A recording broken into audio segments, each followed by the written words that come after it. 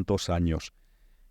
Los bolsilibros a día de hoy, y uniéndolo un poco con Edoren Jackson Hall, con este libro del que os estoy hablando y del que os hablaremos en la presentación en Fanboy, junto a David y a Fernando, pues podían considerarse como neo-bolsilibros.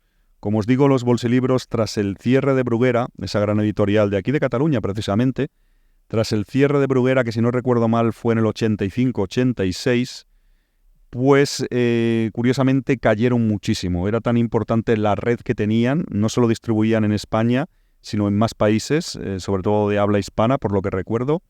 Y yo me he encontrado bolsilibros en otros lugares. Yo, por ejemplo, el año pasado viajé a Portugal y había bolsilibros antiguos en portugués, en Portugal, y creo que en más países se exportaron un poco, incluso adaptado a su propio idioma, ese formato tan pequeñito y tan económico que era, por así decirlo, como un formato, una manera de redefinir las publicaciones pulp. Yo creo que podríamos considerarlo un poco así a los bolsilibros.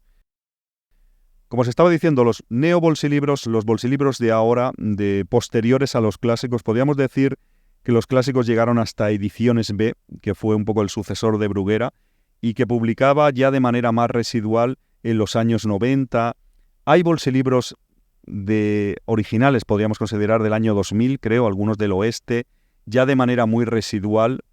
De hecho, sabéis que incluso los kioscos, que era el lugar donde realmente se distribuían esas publicaciones de manera más masiva, empezaron a decaer. Incluso hoy en día prácticamente son algo pues prácticamente anecdótico.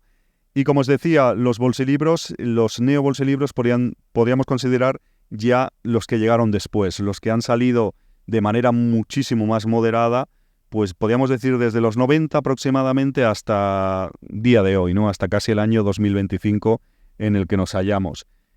Evidentemente esto es algo mucho más de nicho, la gente ha perdido interés no solo por estas publicaciones, por los bolsilibros, sino sobre todo nuevas generaciones, pues es difícil que vean esto y digan, ¡ay, mira, nuevos bolsilibros, voy a comprarlos! Sabéis, y no os descubro nada nuevo, que se lee muchísimo menos en general, las nuevas generaciones. Como os he dicho, tienen pues un montón de nuevas cosas que requieren su atención y que les dan recompensa mucho más inmediata. Tablets, teléfonos móviles, pues diferentes internet, todo lo que hay. Hoy en día prácticamente hay una batalla por la atención a nivel masivo y los bolsilibros no pueden ganar, ni mucho menos esa batalla. Así que los neobolsilibros han sido iniciativas pues por recuperar un poco el formato, en ocasiones con reediciones de esas novelas antiguas. Hay algunas asociaciones, por ejemplo ACHAP, la Asociación de Amigos del Bolsilibro, que se encarga de publicar varios recopilatorios, con los derechos evidentemente de los herederos o de los autores que todavía queden con vida, y que reivindican un poco esa cultura del bolsilibro, ese formato. Luego también, durante estos años ha habido autores, como yo sin ir más lejos, que han pensado, oye, voy a escribir y publicar una novela corta de una extensión determinada. Oye, esto encajaría en el formato bolsilibro. Este número de páginas, aproximadamente unas 100 páginas, con esta maquetación y estas medidas, pues sería interesante. Y durante estos años han ido saliendo pues diferentes bolsilibros en diversas colecciones. Ha habido, pues, no nos vamos a poner ahora a detallarlos todos, pero no soy, por así decirlo, el único loco que está escribiendo y publicando bolsilibros a día de hoy. Yo creo que más o menos con esto ya os hacéis una idea de que es un bolsilibro, o quien lo supiera, o seguramente más de uno de vosotros los habéis visto alguna vez, esas, sobre todo novelas del oeste o quizás novelas románticas fueron las más populares, pero había muchas policíacas, de aventura, bolsilibros de aventura, de terror, había muchos géneros, había muchísimos géneros un poco en ocasiones muy fuera de lo común. Hubo tantas colecciones de bolsilibros que tocaron, yo que sé, por ejemplo, había bolsilibros de artes marciales, que bueno, es curioso, ¿no? En ocasiones también, y va de la mano con Edoren Jackson Hall, los bolsilibros y el cine estaban muy vinculados, que de esto voy a hablar también ahora, y realmente, pues los géneros, si había una fiebre, por así decirlo, de cine de artes marciales oriental, con por ejemplo Bruce Lee, pues eso se veía reflejado en los bolsilibros con colecciones de artes marciales. Recuerdo, por ejemplo, Kiai. Y incluso bolsilibros más raros o más... Por ejemplo, había bolsilibros de deportes, había series deportivas, pues Pánico en el estadio, o no sé qué, de fútbol o de baloncesto. Sé que puede parecer curioso, pero había tantos bolsilibros que había muchísimos géneros. Es cierto que algunos eran mucho más populares que otros, pero salían y probaban un poco con un poco de todo. Ay, no paro de hablar. Y como os decía, los bolsilibros y el cine siempre han tenido gran relación. Y os digo más, el cine de serie B. ¿Qué son los bolsilibros con todo lo que os he contado y os he recordado y demás para que lo supierais? No deja de ser un poco literatura de serie B, sin ofender a nadie y sin querer ser, pues eso, querer faltar al respeto. Es un poco esto, es cine de serie B, realmente. El cine de bajo presupuesto lo podríamos asemejar mucho a los bolsilibros.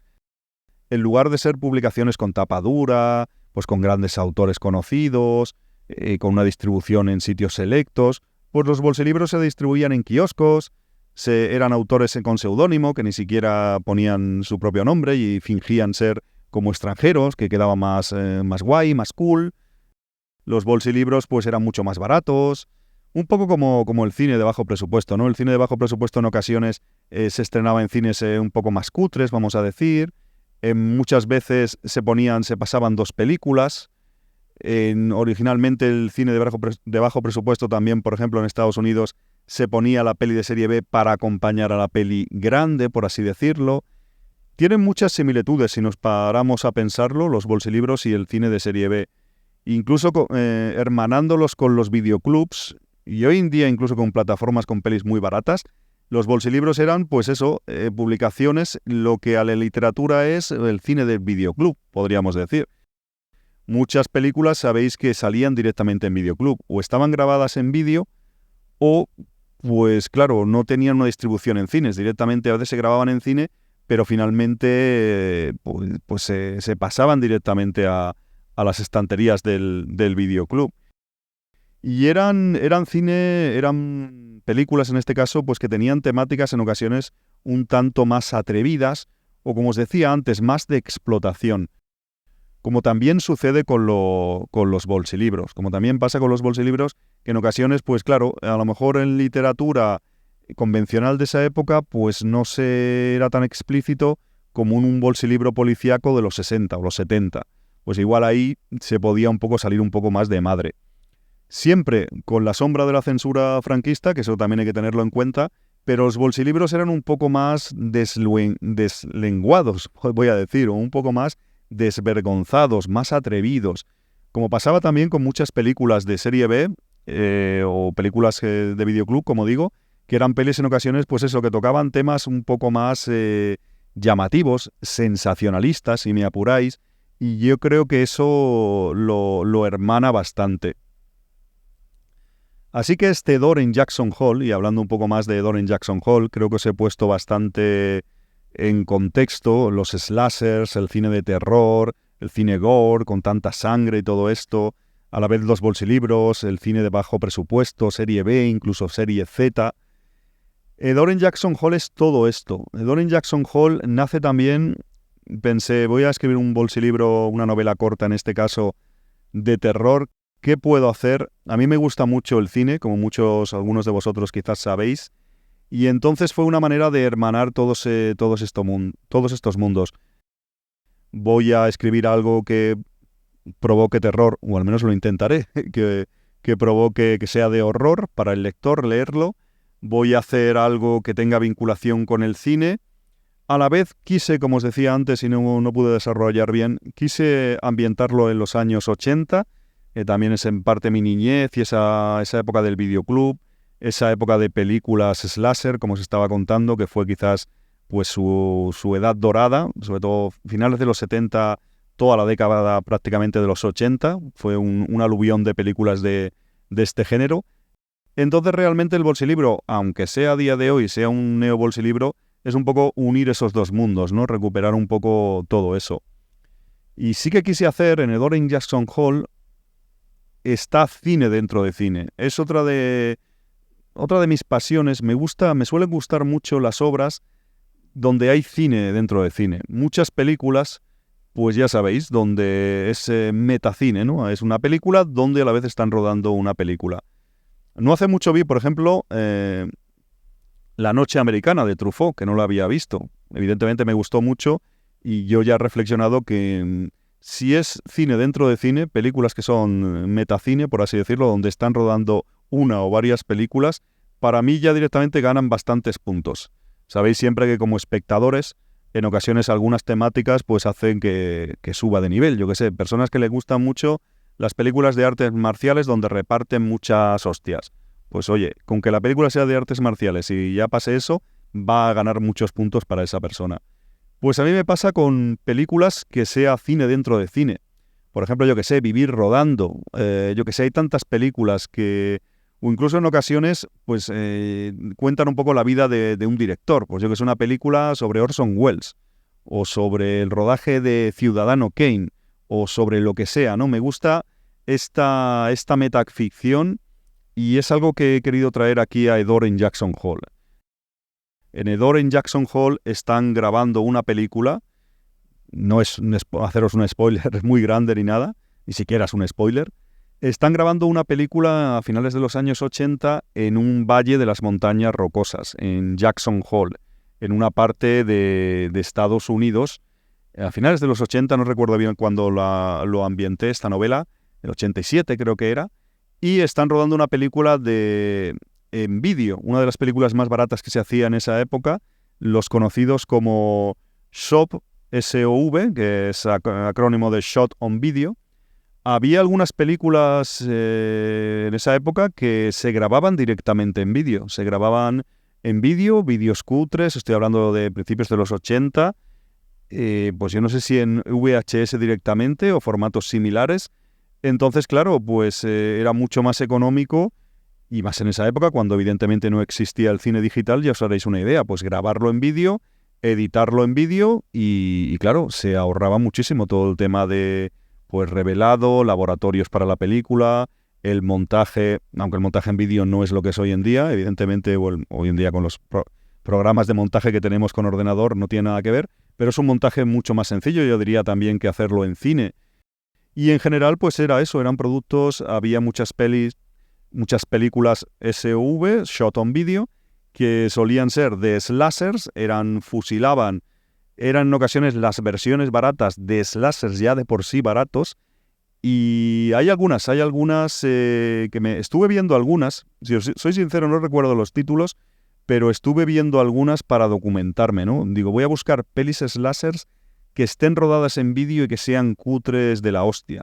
Y encontré algunas que iban de acampada, directamente se notaba muchísimo, pues que un equipo muy reducido había cogido una o dos cámaras de vídeo, había ido de acampada y había rodado esa película de manera muy, muy cutre, con actores prácticamente no profesionales, 4 chavales, para que me entendáis, algo de sangre, no mucha imaginación o no mucho talento, pero ahí estaban esas películas, esas pelis tan particulares.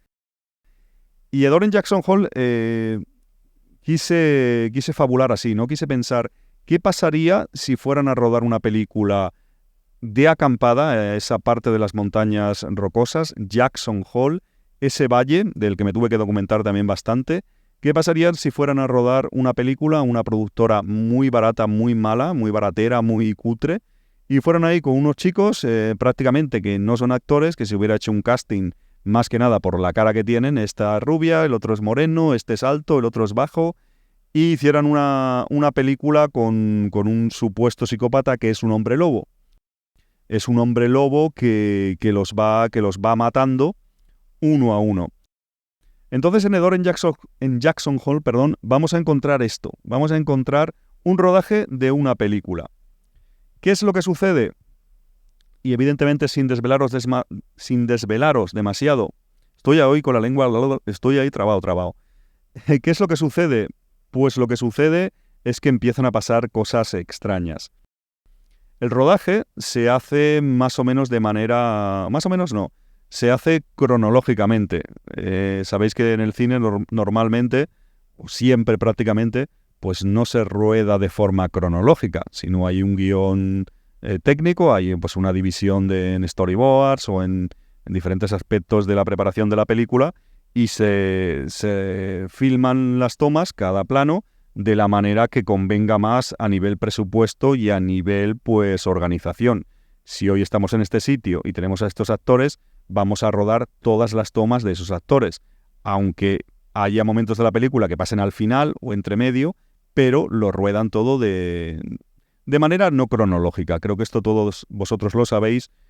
Pues aquí en Edor en Jackson Hole, como es una peli tan barata, de la que somos testigos que están rodando, que nunca se menciona el título, por cierto, pues ruedan todo, filman, en este caso ni ruedan, porque graban, podríamos decir, como se graba en vídeo, no se puede aplicar el término filmar, lo hacen de forma cronológica. Entonces empiezan a suceder cosas un poco extrañas.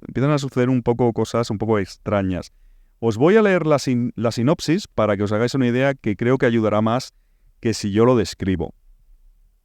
Ahí va la sinopsis.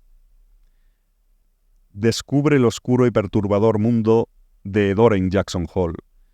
En esta trepidante historia te sumergirás en un viaje lleno de misterio, intriga y terror. Ambientada en el apasionante mundo del cine de bajo presupuesto de los años 80, esta novela te llevará a un lugar donde nada es lo que parece y donde cada sombra esconde un secreto oscuro. Con personajes enigmáticos, giros inesperados y un ambiente opresivo, Edor en Jackson Hole te mantendrá en vilo de principio a fin.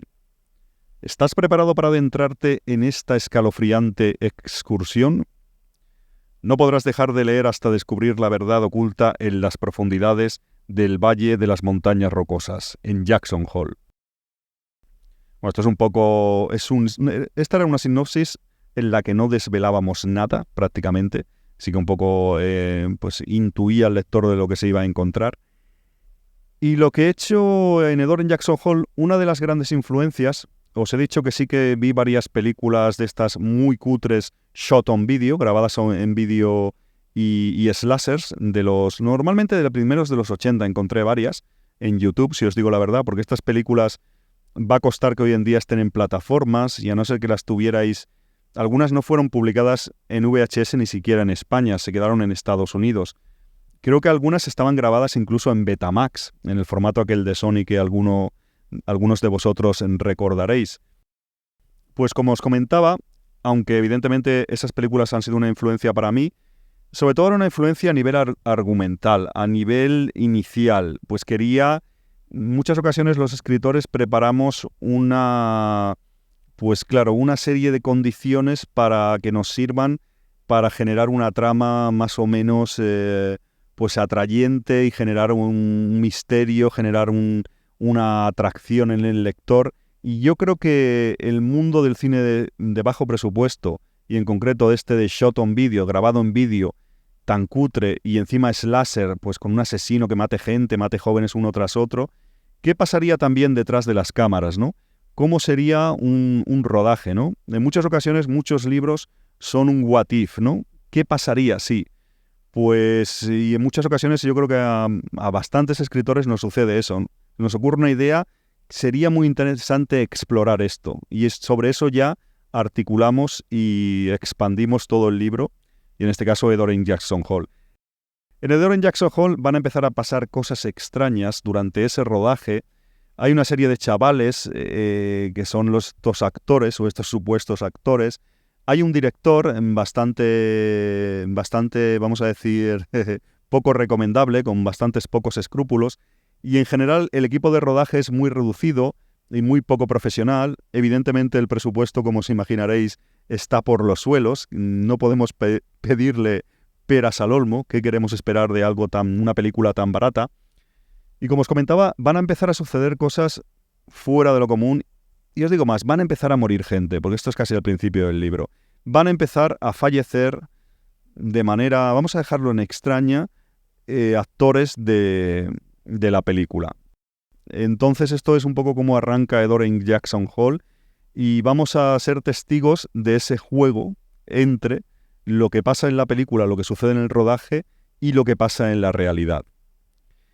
Puede haber, como os digo, hay un misterio con un hombre lobo que en principio está solo en la ficción, en eso que están grabando, hay un hombre lobo que los va matando a todos en el guión de la película, pero en la realidad empiezan a pasar cosas también un poco raras, incluso en esa zona de las montañas rocosas, en el condado de Tetón, si no recuerdo mal, hay una serie de indígenas que tienen algo relacionado con el hombre lobo, los hombres lobos Bannock. Empiezan a haber diferentes sospechas, como os decía antes, a haber un clima opresivo, un clima de que nada parece ser seguro, que todo el mundo sospecha de todo el mundo, que el lector, los actores y el staff en sí de rodaje no pueden estar seguros de nada. Y eso he explorado en Hedor en Jackson Hole. También otra de las cosas que he hecho es meter componentes sobrenaturales o no. Y ahora que me estoy acordando, me he dejado antes otro de las constantes de los slashers, y recupero ahora, es que siempre suele haber una chica final. En ocasiones es un chico, pero que siempre es una mujer. Lo solían hacer así, lo solían hacer del género femenino. Y los slashers, como os decía, y Hedor en Jackson Hole en parte es uno, o en gran parte, en los slashers hay una serie indiscriminada de asesinatos, van cayendo, hay un body count, hay un recuento de cadáveres, y normalmente al final, como muchas películas que habéis visto de este subgénero, queda una final girl, una chica final que se va a enfrentar al asesino. ¿Qué os digo yo? Pues no recuerdo cómo se llamaba, la chica de Pesadilla en Elm Street. Va a enfrentarse a él. O Jamie Lee Curtis en Halloween.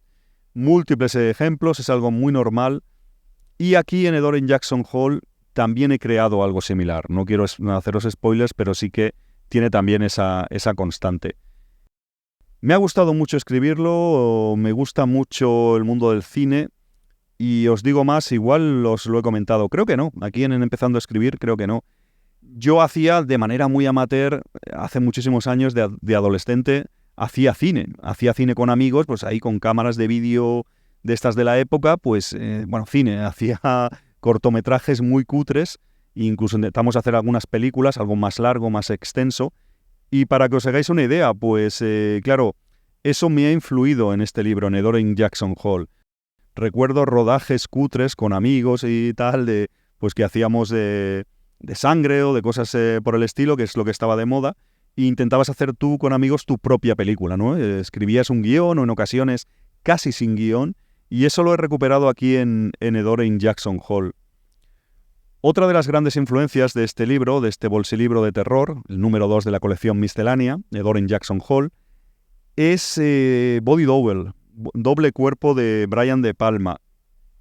Quizás también os he mencionado que uno de mis cineastas preferidos es Brian De Palma, y una de sus películas que más me agradan es Doble Cuerpo, Body Double en inglés, y ya sé que quizás no es un slasher propiamente dicho. En ese caso sí que hay mucho de investigación, hay mucho juego, pues no cumple todos los requisitos que os he mencionado antes de los slashers, pero sí que Body Double tiene esto de cine dentro de cine. Igual si lo habéis visto, es el principio de la película. El protagonista interpretaba a un vampiro en una peli muy de serie B de terror. Y durante toda la película van a suceder diferentes cosas y hay momentos en los que tendrá que volver al rodaje, interactuará con varios de los miembros del staff del rodaje de esa película. Y también, otra de mis películas favoritas, también de De Palma, es Blow Up, Impacto. Igual habéis visto, se va haciendo más popular con el paso de los años, de John Travolta, con John Travolta de protagonista. Y en ese caso él era un técnico de sonido eso sí que eran slashers directamente, de una productora que hacía slashers. Y él montaba el sonido de películas slashers. Impacto de Brian De Palma es una gran película. Y algo me ha influido, tengo que reconocer, o eso creo, en Hedor en Jackson Hole. Como os estaba diciendo, más o menos podéis tener una composición de lugar que es Hedor en Jackson Hole. Es un slasher hecho libro, bebe evidentemente de las películas slasher, tiene hasta cierto punto o hasta gran punto, cumple todos esos requisitos de las películas slasher, su estructura es así. Ya me conocéis alguno que me habéis leído, suelo dar sorpresas, o sea que sea así no significa que todo puede suceder. Luego también es un homenaje al cine cutre, al cine de terror chungo, al cine de videoclub, hermanado un poco con los bolsilibros en sí. Es cierto que yo los bolsilibros estoy usando las temáticas que me da un poco la gana y no me centro en hacer algo que rinda homenaje a los bolsilibros antiguos. Sabéis que simplemente es el formato, pero yo a nivel creativo tiro por donde veo conveniente. Pero sí que, bueno, en este caso sí que, claro, bebe de bolsilibros, incluso bolsilibros de terror, pues he leído unos cuantos y también hay algo ahí, ¿no? Y Edor en Jackson Hole es eso, he jugado también con... Voy un poco mal de tiempo, amigos, llevo casi una hora, perdonad. He jugado también con el Whodunit, ¿no? ¿Quién lo hizo? Whodunit, ¿no? Podríamos decir. Ese género, ¿no? Pues un poco de esa pregunta inglesa de quién lo ha hecho, ¿no? Las tramas estas de, sobre todo de novela policíaca, donde estaba, pues, quién es el asesino, ¿no? En Edor en Jackson Hole también hay bastantes componentes de eso. A la vez de todo lo que os he dicho de slasher, de metacine, cine dentro de cine y demás, encima tiene una capa de detectivesco, ¿no? Detectivesco no es que esté la policía implicada, pero sí que el lector o muchos de los personajes se van a preguntar quién lo ha hecho. Aquí hay un asesino, qué está sucediendo, y sin duda ha sido otra de mis influencias. Edor en Jackson Hole tiene como varias capas. Yo creo que puede ser disfrutado. Es una novela simple, también es un bolsilibro. Tampoco imaginéis aquí la vuelta de tuerca final. Pero sí que yo creo que tiene varias capas. Es una novelita que se puede disfrutar como un divertimento en sí, en clave slasher. Como os digo, también se puede disfrutar como algo detectivesco de quién está siendo el asesino, qué está sucediendo, a nivel un poco más intenso, más... se puede escarbar un poco más, quizás. Y luego también, pues, tiene mucho, pues, de componente del mundo del cine que, pues, por ejemplo, efectos especiales de make-up, efectos especiales de sangre falsa, de cadáveres, cabezas falsas, torsos falsos, muchos de estos FX que se usaban en las pelis de esa época, aunque fuesen pelis cutres shot on video, como es en el caso de este libro, pero sí que había unos ciertos efectos especiales, ¿verdad? Todo eso lo van a encontrar. Y vais a encontrar, espero que todo esto que sea de vuestro agrado y que os guste. Espero que sea así.